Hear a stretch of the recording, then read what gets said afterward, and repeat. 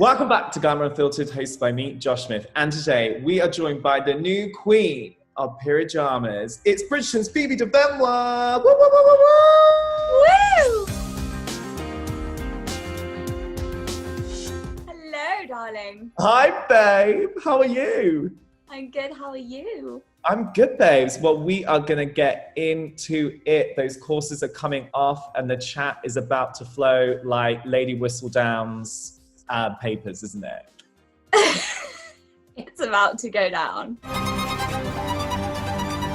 Let it be known, if there's a scandal, I shall uncover it and share every last detail. It completely turns this period drama theme on its head. Like, it totally destroys it, rebuilds it, and makes it completely fresh.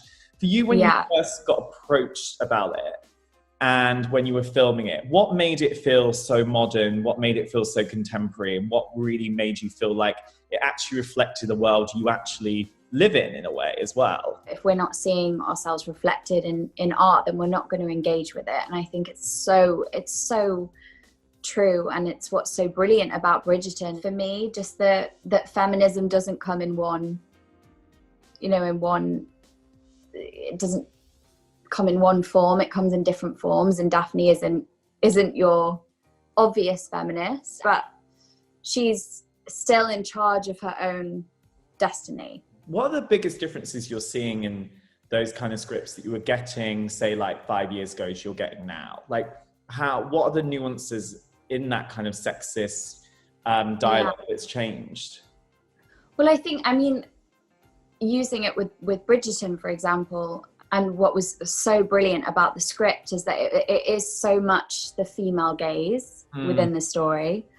Like, there's shots, and I've seen it a million times, watching Bond films and watching these sort of male-driven films where the man is laid back in bed with his hands behind his head, and the woman is, you see the silhouette of her back, and she's naked, and he's just watching her, and the woman is the sexualized object. And in Bridgerton, we flip that, and it's so interesting to watch, because it is very much Daphne's perspective of Simon, and her seeing him and aspects of his body, and her feeling that sexual drive towards him, which it's so funny, because until you see that, or until you experience doing it that way, you don't really realize that actually it has been the other way for so long.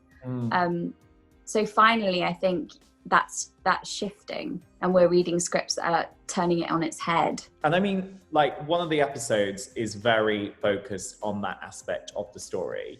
And I mean, how difficult do you find it to do those kind of sex scenes where you have to just be like, right, here we go, we're doing it? Like, how difficult do you find those scenes, and how do you build yourself up to doing them? Because I kind of feel like it must be sort of liberating in some ways, and also just almost like so in your head at the same time as well. Yeah, I think weirdly the hardest scenes that I had to do were the ones on my own that were quite sexually driven, because there's no one to sort of vibe off. Those scenes were so essential to Daphne's journey, as a woman, and finding her sexuality, and sex for the sake of sex is fine. But when it really feeds the story, which it did for Daphne, and it does, it is very much her coming of age and her sexual awakening, then it all felt like it really needed to be there. I've done sex scenes in the past, and it's all just like, action, go, just do it. Whatever you want to do, just do it. And you feel very out of control when that's happening. But with a coordinator on set, we blocked everything. We rehearsed everything like a fight scene. So I knew exactly where Reggae was going to put his hand at what point. And actually, it really frees you up, because there isn't that weird thing of, oh, what's he going to do now? And also just me as a woman coming into my own and being able to say, actually, that I don't feel too comfortable with that. And we've been given more power to be able to say no as well. And I think for a long time, that wasn't a thing. Women weren't allowed to speak up. Because I think your character in Bridgerton isn't really seeking approval from anyone apart from herself. And that's the kind of journey she does go on along the way. What do you think she's taught you about yourself? And what have you learned from her? But I mean, there's a scene in Bridgerton where, and it was quite funny because it was my least favourite scene to film and one of the most difficult scenes for me.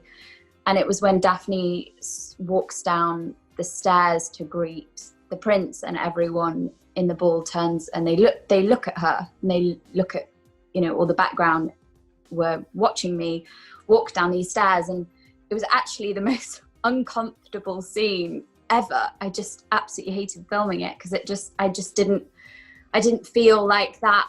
I didn't feel very confident that day. I think I woke up and I just wasn't feeling like in my power, in my strength that day. So that scene to shoot was so uncomfortable, and watching it and being like, oh, okay, you look the exact opposite of what you're feeling is so interesting. And I think that happens in life a lot, where what we're portraying on the outside is usually very different to what's going on the inside. I was super nervous about leading, a Netflix show and Shondaland being involved, and there was, it was nerve-wracking. It was a big deal, and Daphne's story is the first one. But as soon as I met all of the cast, I mean, I know people say this on interviews all the time, but we genuinely are like so close, all of us, and we all got on so well. And especially, the Bridgerton family, we were literally like a family on set, which was amazing. How amazing was that wardrobe experience like for you? Was it just like everything and more? So I was living in LA when I got the call that I had the job, and I think the first thing I did when I touched down in England was have a wardrobe fitting. And I walk into this like full warehouse of costumes, and there's like so many incredible designers, and it's basically a factory just for Bridgerton making all these costumes. And I was like, oh my God. And it's when it hit me. I mean, I had over 100 dresses, I think. So it was pretty mad. How did you cope with having the constraining garments underneath as well? Because how's that alter the way you perceive yourself? I was wearing a half corset, thank God. So not the full-blown thing. And it's weird. Yeah, it's weird because your boobs look very different. They look very different because they're pushed up to your ears. So you're like, okay, yeah, the push-up bra, but even worse than that. And I don't really wear bras, so it was interesting to see my boobs in that condition.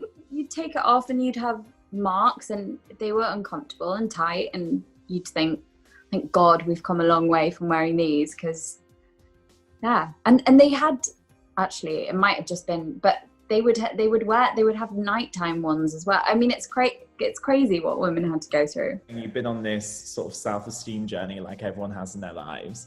But if you go back to a time in your life where you could be a friend to yourself and give yourself a piece of advice, what would it be and what would you say?